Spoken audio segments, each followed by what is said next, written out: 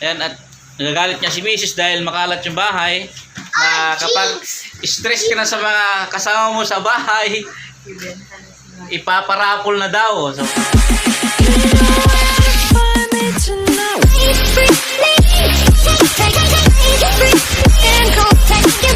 hello mga kajay! Magandang araw. Magsusunog tayo ngayon. Welcome back sa aming channel, sa ating channel mga kajay. At, Taas may sore eyes. may sore eyes daw siya. Yan masapang pinadahan. Yeah. So yan.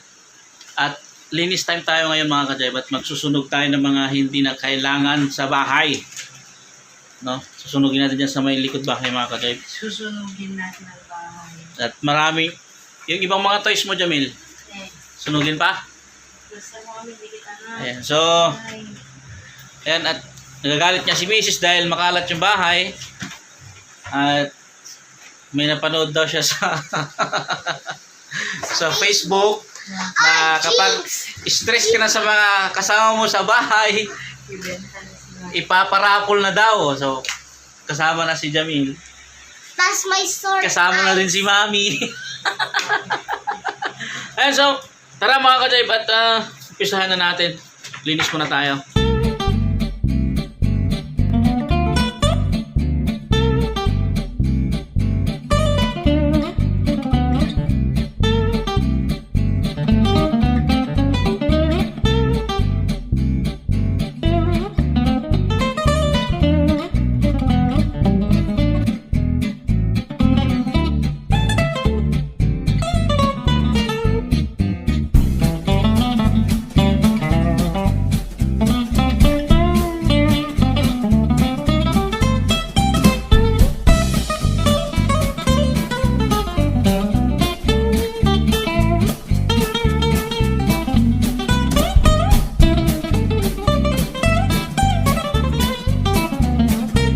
Yun nga mga kajayb at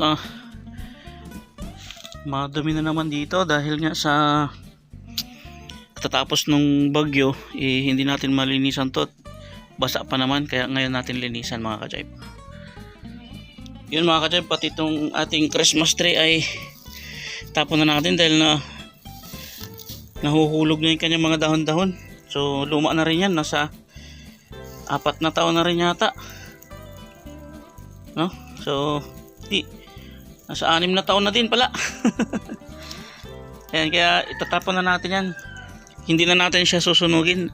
Lagay na lang natin siya doon sa taas. Ayan mga kajayb, at pati itong mga teacher's manual ni Mrs. sa school ay sunugin na rin natin dahil obsolete na to. No? May mga bago na sila. Sunugin na rin natin.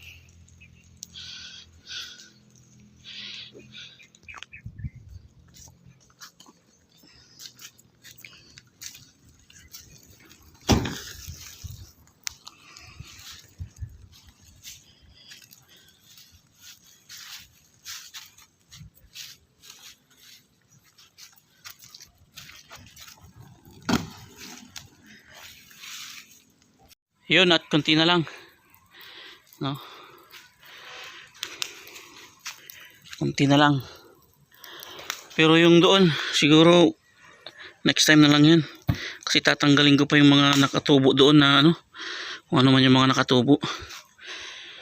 Ito dito lang muna to kasi para hindi bumagsak yung lupa, para maharang yung lupa dito.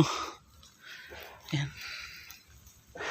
Yan nga mga kajayb, at sinunog na din natin pati yung tawag dito, yung plywood na tinanggal natin doon sa may kisame natin. Ayun nga mga kajayb, no, napapansin ninyo yung mga puno dito. May punong mangga, may puno ng mahogany, mangga na naman dito, may puno ng makopa, may puno ng sampalok, may puno ng kalamansi pero patay na.